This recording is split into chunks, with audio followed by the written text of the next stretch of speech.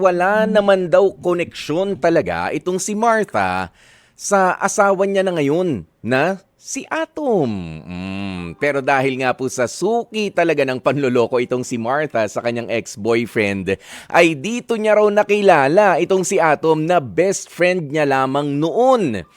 Sabi pa ni Martha, nagsimula sa pag-uusap lang yung setup nila ni Atom hanggang sa hindi na nila namamalayan nakakaibang pakiramdam na pala ang meron sila para sa isa't isa. Kaya ang ending, sila pa ang nagkatuluyan at bumuo ng isang masayang pamilya.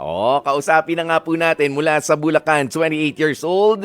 Magandang tanghali sa iyo, Martha.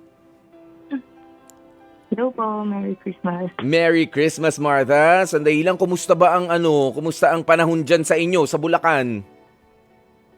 Medyo makulimlim din po. Oo, pero meron bang nakaplano para sa pamilya? May mga lakad ba kayo? Ngayon po, family. Bonding po. Banding muna, sa loob lang ng bahay. Yes po. Okay, sige, kwentuhan mo nga kami, Martha, sabi mo talagang naging suki ka ng panloloko nung ex-boyfriend mo at nasaan itong si Atom noon? Best friend mo na siya? O naging very close kayo nung nawala na yung ex mo? Nung una po, kaklase ko lang and then naging best friends na after po nung boyfriend ko. So, ayun po. Kaklase mo siya. Anong yan? High school, college? Nung college na po. Tapos, sige pa, kwento ko pa naman. Yung sweet Tapos, naman. ayun po, nung una hindi naman po kami ganun ka-close. Parang normal na magkakasya lang. And then biglang, parang may iba na. Ayan na. Ayan, pero linawin ko lang ha, ito bang pagpasok ni Atom sa buhay mo, pag eksena ni Atom ay wala namang kinalaman para sulutin, para magpaka-shoulder to cry on. Ayan, talagang matagal na kayong magkakilala, walang kumbaga hindi siya pumapel nung panahon na ikaw ay confused doon sa ex-boyfriend mo noon. Ay, hindi po. Kasi matagal po bago nagkaroon kami ng talagang naging parang mag-best friend. Yung closeness After ninyo. po ng breakup. Yes. Mga gaano katagal? Hindi po talaga. Mga taon din po kasi sobrang sakit din po nung nangyari sa akin sa ex ko nun. Pero, ayun nga po.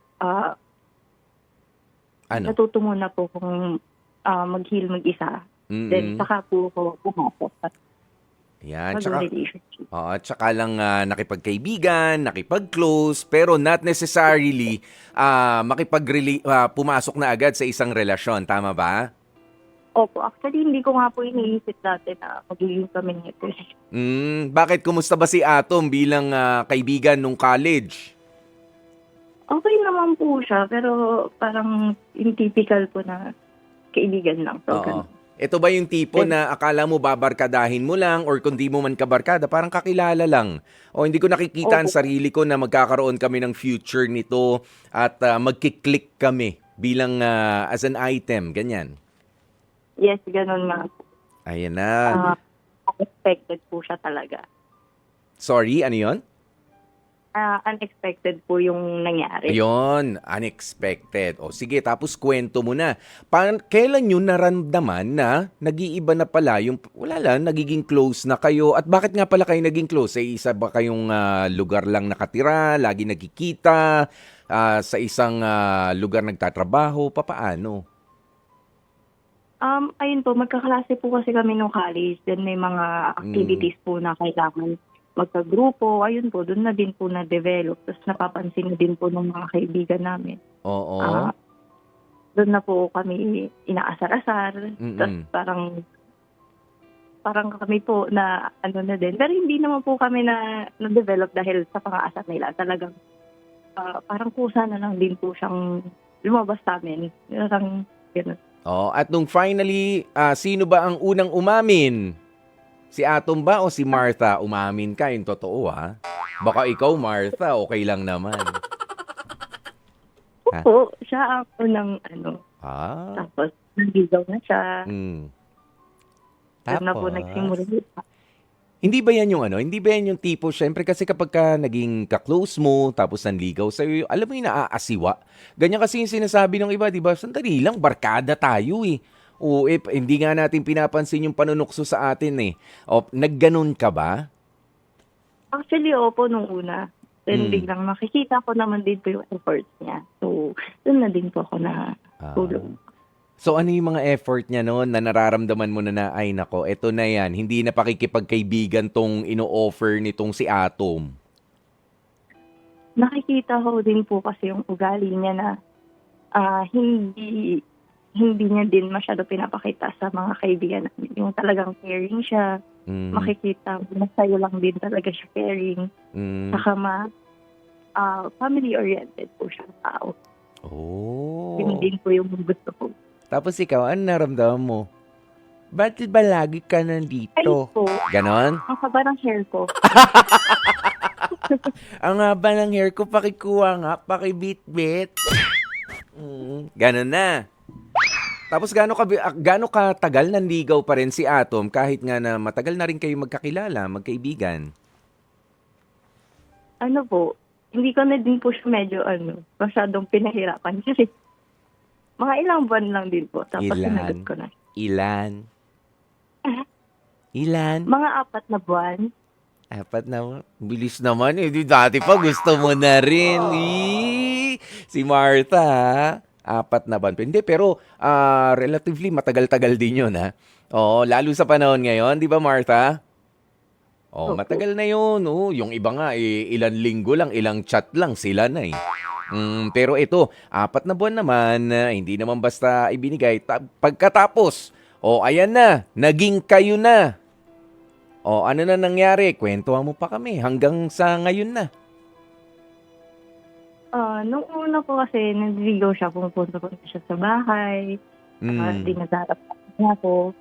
Tapos, nung naging kami na po, pinakilala niya na din po ako sa family. Oh. Then, Ayan. eventually, kinasal na din po kami. Ayan. At syempre, ano naman sinabi nung mga nanunukso sa inyo, na mga kaklase nyo no, na, kayo naman talaga, ramdam na namin dati pa eh. Pero wala, aral ang inuna nyo eh, no? Hindi naman yung pakikipagrelasyon eh. Ayun po, tuwang-tuwa din sila, mga din sila. Hanggang masaya naman din po sila sa amin. Para sa Ano pa? Ano sasabihin mo? Sige, magsalita ka lang. Pasko ngayon eh. Salita ka lang. Masaya tapos, may mga naging ninong-ninang ba? Mamaya, tawagin natin sila. ayun po, dun ko na din po na parang God's redirection po talaga yung mga nangyari. Oo. Ayan. At syempre, naku, bago tayo magpatuloy, ito na sa linya natin ang ating hashtag #astigcaller na si Yvonne ng Caloocan. Ano kayang masasabi? May advice ba? Na-inspire ba itong si Yvonne sa kwentong ibinahagi mo sa amin, Martha? Abay, eto, kausapin natin. Hello, Yvonne. 23 years old pa lang si Yvonne. Magandang tanghali sa'yo. Yes po, magandang tanghali po. Merry Christmas. Merry Christmas! Ano bang masasabi mo dito sa kwento ni Martha sa atin? Ayun po, bilang medyo bata pa rin naman po ako. Pero may experience na rin naman po ako sa pagmamahal. No. Tapos, masasabi ko lang po, basta as long as wala ka pong inaapakan na tao, tuwing nagmamahal ka, okay naman po yun. Kahit po, minsan may mga hindi po tayo sinasadya na pangyayari tulad ng may mga nasasaktan tayong iba or nasaktan tayo ng ibang tao. Parang di natin yung pwedeng gawing dahilan para manakit ng iba. Pero kung hindi naman natin siya sinasadya, okay lang yun. Minsan kasi pag nasasaktan tayo, parang feeling natin wala na tayong karapatan magmahal. Tapos, ano na natin magmahal ulit. Pero minsan may lalating sa buhay natin na hindi natin inaasahan. Minsan ayaw na natin i-try pero mas okay pala na trinay natin kasi yun na pala yung tamang tao. Hindi natin alam. Oo. Nasa sobrang lapit, andyan na pala, katabi mo na, naaamoy mo na yung kilikili. Oh, di ba? Nandyan na. As in, barkada mo na pala, kaibigan mo na pala yung taong mag-stay with you. Okay? Thank you, Yvonne. Yvonne? Thank you rin po. Yun. Kaya yun po, dapat hindi po tayo takot mag-try ulit porket nasaktan dati or Oo. as long as ikaw yung hindi nananakit, okay lang po yun. Walang masamang magmahal ulit. Oh, Kasi di ba mali mo nga? yun na pala yung tamang tao tapos pinalampas mo pa. Ayun, sa mga sinabi niya ni Yvonne, tanungin nga natin si Martha. Martha, ganun na ganun ba yung eksaktong nangyari sa'yo? Actually, opo. Oh, di ba? Nasaktan pero hindi natakot na magmahal ulit. Of course, natakot ka naman at some point. Tama? Yes po. Oo. Kaya natagalan din po bago nagkaroon ng bago ulit. Nagkaroon ng aso. Ayan, sige, pasalamatan at pakawalan na muna natin si Yvonne. Maraming salamat sa iyo, Yvonne, doon sa sinabi mong yan kay Martha. Ayan, na talagang marami rin naman ang mga nakaka-relate dito. Ikaw ba, Martha, naniniwala ka? Madalas kasing tinatanong hanggang sa mga kabataan ngayon, yung 3-month rule. Nagawa mo ba yun pagkatapos nung breakup ninyo, nung ex mo noon, bago pumasok sa eksena si Atom? Actually, hindi lang po 3 months ko. Oh, gaano katagal ba yon yung hinintay mo? Ha? Mga 2 years din po ata yun. 3 months and 2 Bago. years. Pwede.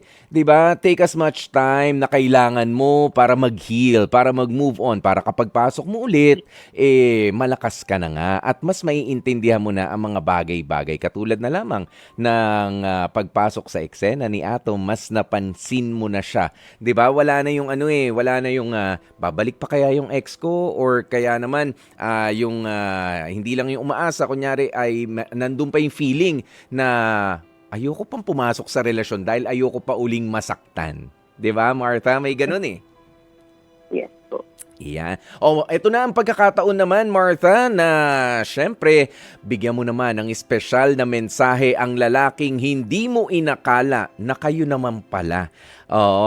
May nakilala ka mang iba noon, pero andyan na pala, kaklase mo na. At ngayon, meron na ba kayong mga anak nitong si Atom? Actually, meron po. May isa na kaming date.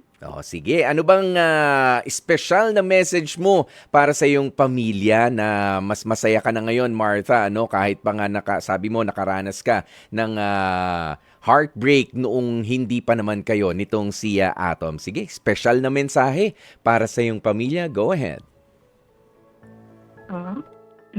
Okay, love. Thank you kasi dumating sa buhay ko, sa buhay namin ni Piggy. Sana patuloy mo kaming mahalin. Huwag kang magsawa sa ugali ko. And, ayun, palagi ako magte-thank you sa'yo kasi hindi mo lang ako minamahal. Talagang ramdam ko pati yung pamilya ko, mahal ko din. Thank you for that. And I love you. Yun po. Yun. Merry Christmas sa inyo, Martha. Ayan, at kay Atom na rin. Anong pangalan ni baby? Irish po. Ayan, bata pa. Baby pa tawag eh. Ako, 1 year old po. Ilan? 1 year old pa lang po. 1 year old pa lang. Okay. Ayan, Merry Christmas sa inyo, At what an inspiring story. Dito sa ating H2H Astig Confessions.